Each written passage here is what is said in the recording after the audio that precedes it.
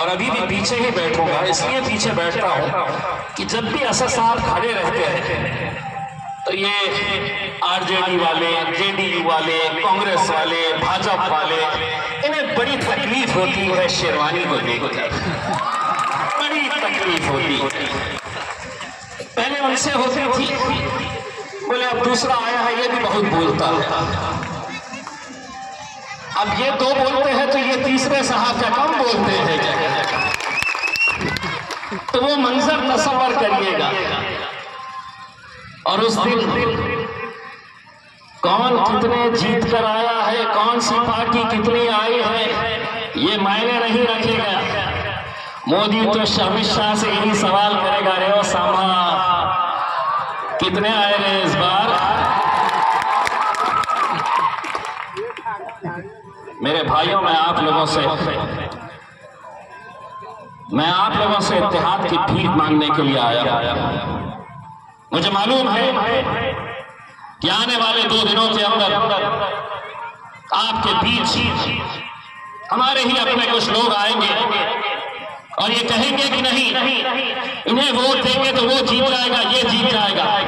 सब एक ही थाली के चट्टे बट्टे हैं।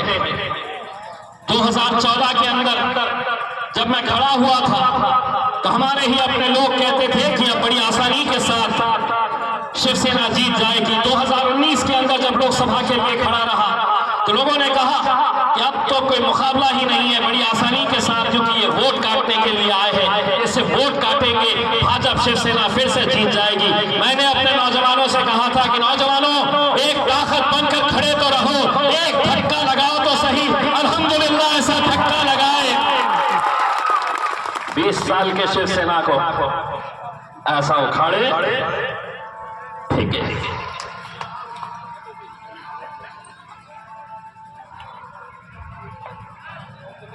जगो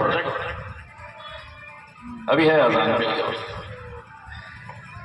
और अभी भी सारी की सारी ताकतें लगी हुई है। 48 सीटें हैं, इकलौता एक इम्तियाज दिला, लेकिन वो भी हजम नहीं हो रहा। आज मुझे इस बात की खुशी है कि आज से 10 साल पहले जिस जमात को देखने का नजरिया लोगों का था, आज असदुद्दीन अवैसी साहब की मेहनत का नतीजा है कि आज हमारे पास राणा रंजीत जैसे नौजवान मजलिस के साथ जुड़ रहे। मैं राणा भाई आपको एक बात यकीन के साथ कहता हूं, आप मजलिस का दामन मत छोड़िए, क्योंकि मोदी जी ने एक नारा दिया था, इस देश के अच्छे दिन आने वाले हैं। वो कब आएंगे मुझे पता नहीं, लेकिन जब आपको देखता हूं तो मजलिस के अच्छे दिन आने वाले हैं। आप जैसे नौजवानों को देखकर मुझे यकीन हो जाता है,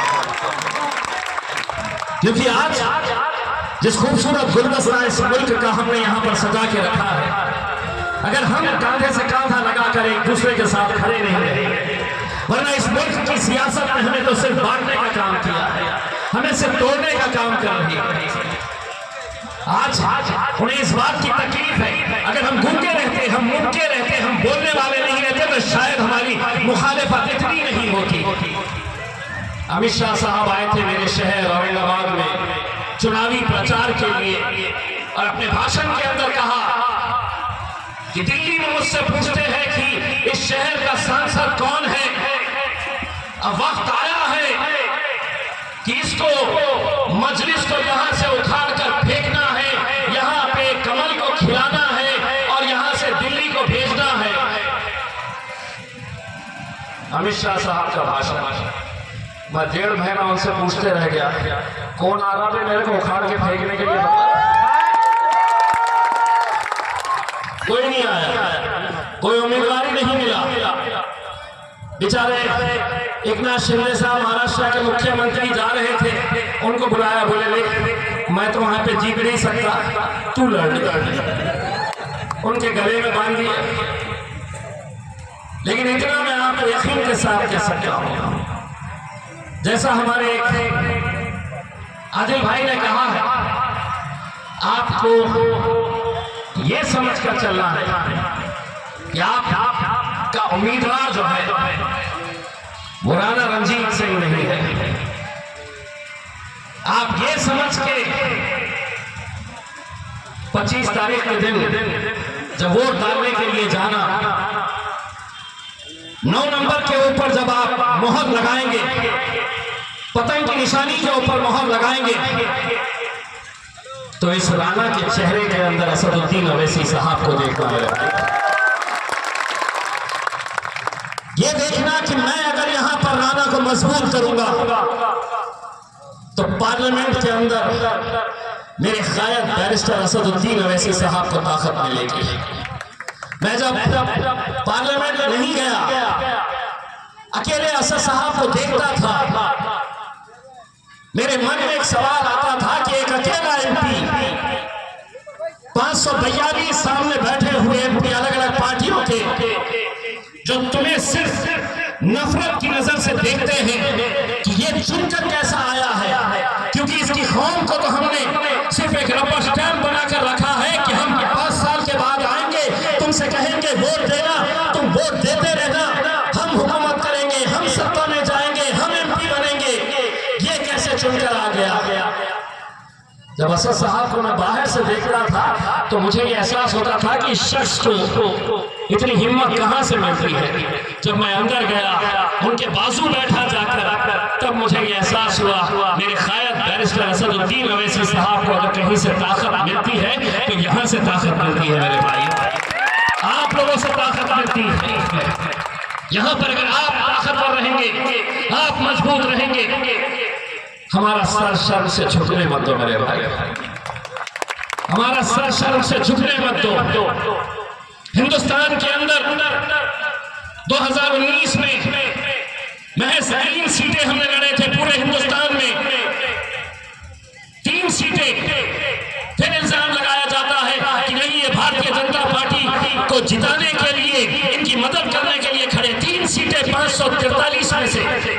हैदराबाद जीते, औरंगाबाद जीते, किशनगंज बिहार 3 लाख वोट लेकर, 3 लाख से ज्यादा वोट लेकर अख्तर भाई दूसरे नंबर के ऊपर रहे।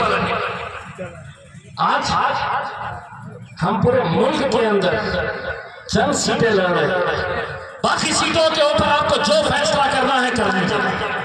आपके बीच में जब आपको दलाली करने के लिए, जब आपके पास पैसा लेकर आएंगे, आपको नुक्कड़ पे चौराहों पर ये समझाने की कोशिश करेंगे कि इन्हें वोट देंगे तो किसी और का फायदा होगा, सबकी सुनना, और उठते वक्त उनको बोलूंगा कि इतने साल तक मैं तेरी सुनते आया था, अब मैंने तय किया है कि तू कितना भी बोल ले, मैं सिर्फ पतंग को वोट दूंगा, मजलिस को वोट दूंगा, असदुद्दीन अवैसी को मजबूत करूंगा।